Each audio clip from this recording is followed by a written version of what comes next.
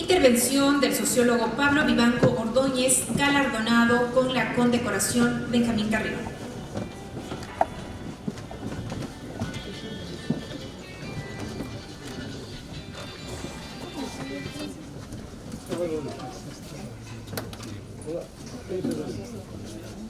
Carlos Eduardo Jaramillo escribía en Patria de los Espíritus que hay un sentido loja de vivir, mitad flor y gusano, zahiriendo a la tribu, defendiéndola como viejos compadres, alegres en la culpa, limpios en la desdicha, pecadores buenísimos, virtuosos vergonzantes.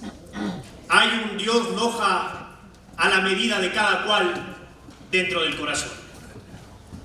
Saludo a las autoridades presentes, al director, el licenciado Diego Naranjo Hidalgo, a las personas que integran su directorio, a los funcionarios de esta institución cuyo contingente hace que siga caminando en tiempos de crisis, a los miembros correspondientes y a los nuevos miembros de esta casa, a quienes hoy reciben reconocimientos, a los familiares, amigos, a las lojanas y lojanos que nos acompañan. Expreso mi gratitud profunda al director del núcleo de Loja por la entrega de los reconocimientos que hoy se han dado, porque dan cuenta de la vitalidad creadora de Loja en todas sus áreas, demostrando así que aquel viejo blasón de ciudad cultural sigue vigente y que hay que guarecerse en él, resistir desde ese espacio y salir también a la intemperie para dotarlo de nuevos sentidos en los nuevos tiempos.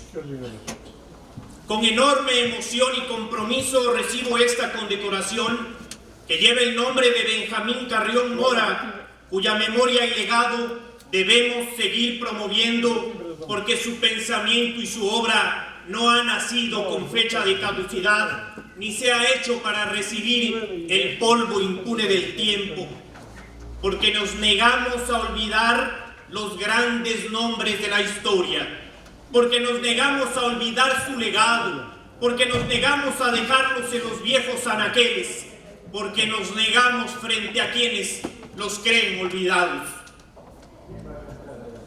Toda obra debe ser admirada y discutida para que no se convierta ni en credo ni en olvido, sino para que siga siendo germen fecundo de nuevas ideas. Sobre Benjamín Carrión decía Alejandro Moreano en el siglo pasado que fue el representante intelectual del movimiento político más importante del país y a la inversa el representante cultural más importante de la política. Política y cultura, que se pronuncian distinto, pero que nunca van solas. Creo, al igual que Benjamín Carrión, en que la cultura es el corazón y el músculo para la transformación de nuestros pueblos, o como decía él, que es imprescindible para volver a tener patria.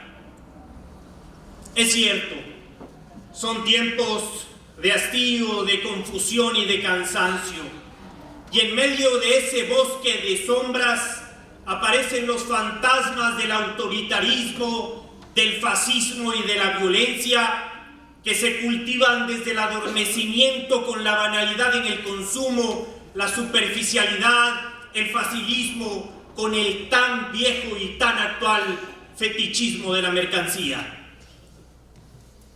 Las grandes industrias y las grandes corporaciones nos han dado la píldora que aniquila la indignación, y por eso el mundo asiste a ver el desastre y la guerra en pleno siglo que las creíamos olvidadas.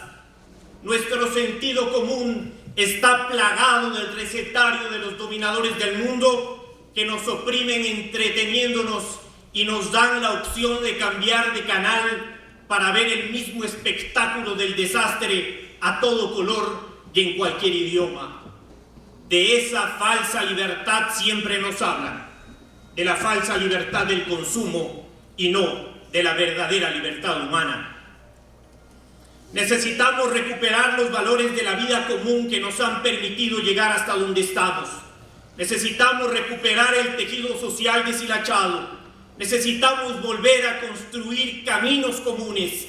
Y para hacerlo, debemos volver nuestros oídos tan acostumbrados al ritmo frenético, a los pensadores y pensadoras, a los intelectuales, a las grandes referencias que la posmodernidad ha querido bajarle de tono.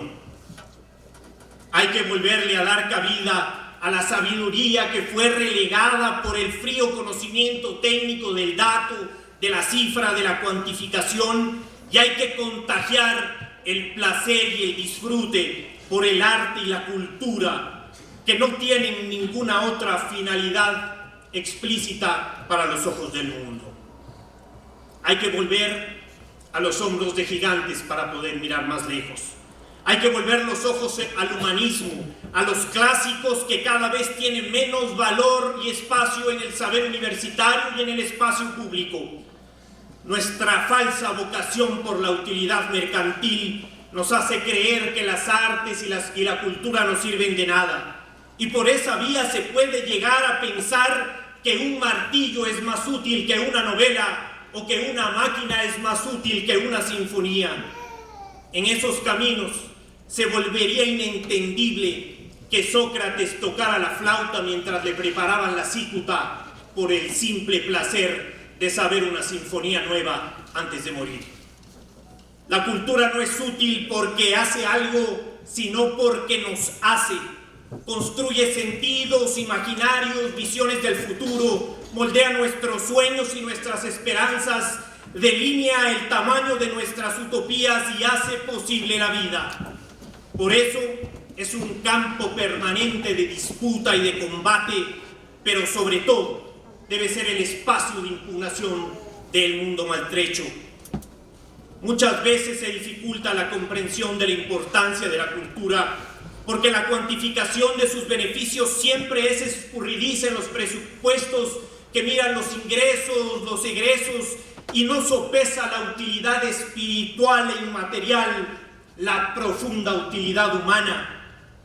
Muchos no tendrán herramientas para valorar la cultura, pero todos somos incapaces de vivir sin ella. Decía García Lorca en el famoso discurso en su pueblo que bien está que todos los hombres coman, pero es necesario que todos los hombres sepan. Porque un hambriento puede calmar su hambre, decía García Lorca, con un pedazo de pan, pero un hombre que tiene ansia de saber y ansia espiritual y no tiene medios, sufre una agonía terrible.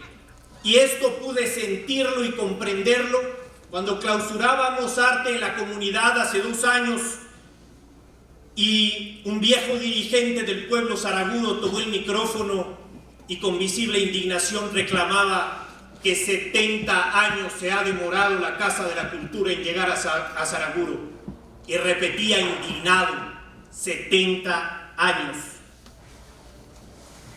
Esos siguen siendo los grandes desafíos, llegar a donde nadie ha llegado todavía, como un acto de justicia, como un acto de fe en la cultura, en su mejoramiento humano y social por medio de sus bienes y por supuesto del arte.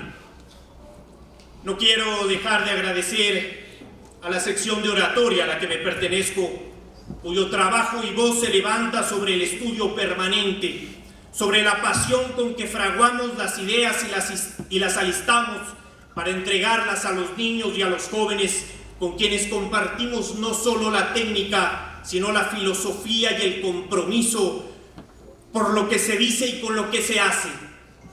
Este es un reconocimiento también para mis compañeros y compañeras del taller de oratoria Agustín Cuevas Sáenz, que no han cegado en el ideal del verbo libre.